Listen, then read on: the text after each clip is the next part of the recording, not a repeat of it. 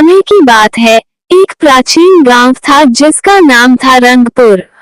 रंगपुर चारों तरफ से घने जंगलों से घिरा हुआ था और उसकी प्राकृतिक सुंदरता के बावजूद वहां एक भयानक रहस्य छिपा हुआ था जो लोगों के मन में भय पैदा करता था।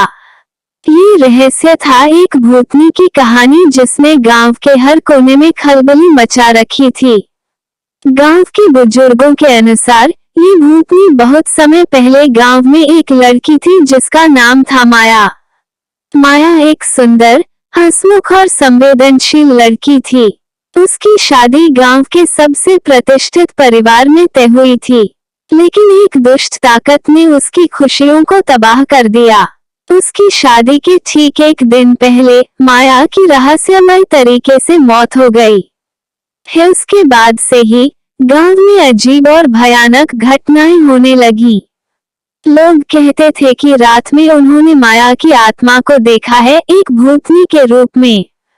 लोग कहते थे कि चांदनी रात में एक सफेद साड़ी पहने, लंबे काले बालों वाली स्त्री गांव के चारों तरफ मंडराती है। उसकी आंखें चमकती हैं और उसके चेहरे पर एक गहरी उदासी दिखती है।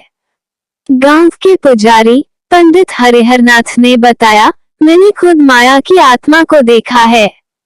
उसकी आंखों में गहरी उदासी और दर्द दिखता है। गांव के कुछ साहसी युवकों ने एक बार उस आत्मा से मिलकर सच्चाई जानने की ठानी।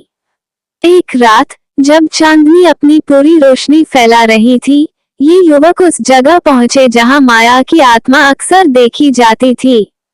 वे उस जगह पहुंचे और आवाज दी, माया, हमें बताओ तुम क्या चाहती हो।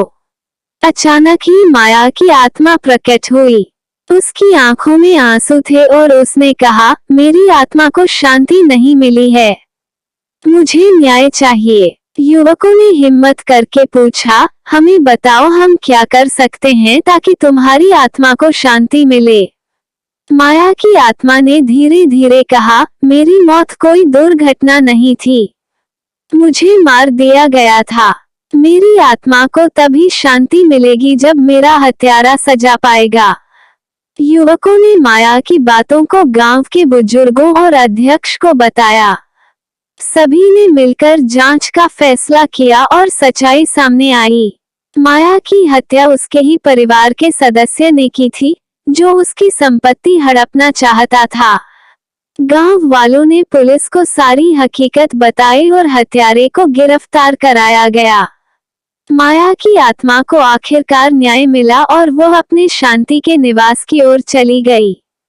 उसके बाद से गांव में भूतनी की घटनाएं और उसके प्रकट होने की खबरें आनी बंद हो गईं। गांव के लोग फिर से अपने सामान्य जीवन में लौट आए।